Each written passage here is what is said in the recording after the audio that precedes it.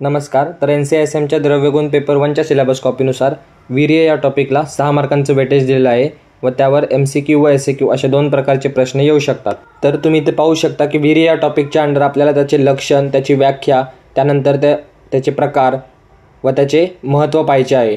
हे सर्व points must to नोचे आहेत. तर इथे तुम्ही पाहू शकता की वीर्याबद्दल जी माहिती आहे ती मी सर्व एका पेजमध्ये तुम्हाला दिलेली आहे.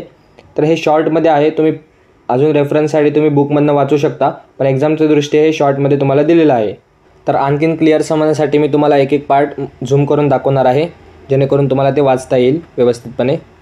तर वीर्य जे कार्य करते ते वीर्य होय. वीर्याशिवाय कोणतेही कार्य होत नाही. जे वीर्य नाही ते कोणतेही कार्य करत नाही. त्यानंतर वीर्याची निरुक्ती. वीर्य ते अनेनिइति वीर्यम, ज्याद्वारे द्रव्य एखादे कार्य करते. उदाहरणार्थ चंदन त्याच्या शीतगुणाने पित्तशामक कार्य करते, म्हणून चंदनाचे वीर्य शीत झाले. त्यानंतर वीर्याचे स्वरूप, गुणवीर्यवाद, त्यानंतर शक्तिमात्र वीर्यवाद आणि द्रव्यवीर्यवाद याचं वर्णन केलेलं आहे. द्रव्यवीर्यवादमध्ये चिंत्यशक्ती आणि अचिंत्यशक्ती या वादांबद्दल डिटेलमध्ये तुम्ही द्रव्यगुणच्या टेक्स्टबुकमध्ये पाहू शकता. यानंतर वीर्याची संख्या सांगितलेली आहे. शक्तिरूप वीर्यवादी म्हणजेच बहुवीर्यवादी आणि परिभाषिक वीर्यवादी म्हणजेच गुणवीर्यवादी. तर गुणवीर्यवादीच्याच खाली अजून अष्टविध वीर्यवादी व द्विविध वीर्यवादी असे 2 प्रकार सांगितलेले आहेत. अष्टविध वीर्यवादी म्हणजे 8 वीर्य मानले. चरक आणि सुश्रुताचार्यांनी 8 वीर्य मानलेत, तर अष्टांग हृदयकारांनी 2च वीर्य मानलेत. सुरुवातीला आपण चरक आणि सुश्रुतांनुसार पाहूयात. गुरु, लघु, शीत, उष्ण, स्निग्ध, रुक्ष व मृदू तीक्ष्ण हे 8 वीर्य मानलेले आहेत व त्याची 6 कारणे सांगितली आहेत. म्हणजे हेच का 20 गुरुवादी गुणांपैकी हेच 8 का, तर त्याचे 6 कारणं सांगितलेले आहेत. ते खालीलप्रमाणे आहेत. 6 कारणे: समग्र गुणसारता, शक्ती उत्कर्ष, व्यवहार मुख्यतः, बहुलता, उपयोगिता आणि प्रबलता या 6 कारणांमुळे वरील 8 वीर्य मानलेले आहेत. त्यानंतर आपण अष्टांग हृदयकारांनुसार 2 वीर्य पाहूयात. तर शीत आणि उष्ण ह्याचे सुद्धा 5 कारणे सांगितलेले आहेत.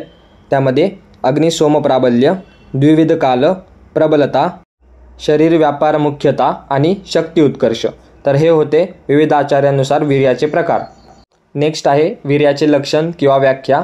येन कुर्वन्ति तद वीर्यम, ज्यामुळे कार्य घडून येते ते वीर्य होय. त्यानंतर वीर्य आणि महाभूताचा संबंध.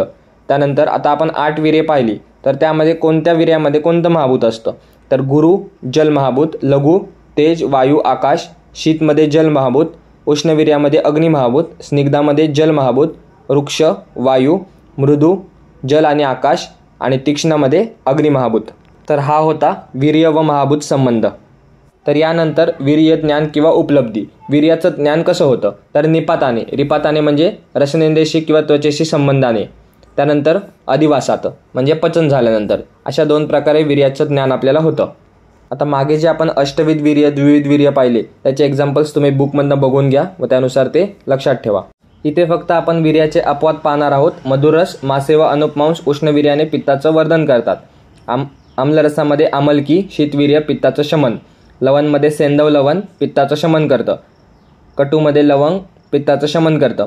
तिक्तमध्ये गुडूची, अर्क आणि अगरू उष्णवीर्यात्मक असून पित्ताचं वर्धन करतात. आणि कषाय रसामध्ये हरितकी ही उष्णवीर्याने वातानुलोमन कर्म करते. तर ह्या होत्या वीर्यासंबंधित नोट्स. फक्त या व्हिडिओमध्ये तुम्हाला जिथे आपण कारणं पाहिले अष्टविध वीर्य, द्विविध वीर्य असण्याचे कारणं, ते तुम्ही बुकमधनं एकदा त्याचे एक्सप्लेनेशन डिटेलमध्ये वाचून घ्या व जे वीर्य आहेत त्यांचे एक्झाम्पल्स देखील तुम्ही बुकमधनं बघून घ्या.